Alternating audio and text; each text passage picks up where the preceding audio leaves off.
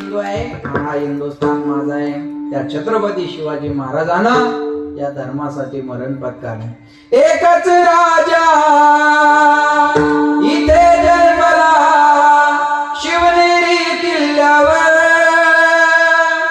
माझ्या राजात नाव गाजतय गड किल्ल्याच्या दगडावर. सुंदर स्वराज्य निर्माण केले तलवारीच्या धारेवर. रयतेसाठी वार झेलले आपल्या निधड्या छातीवर. प्राणपणान लढले मावळे भरोसा त्या राजावर.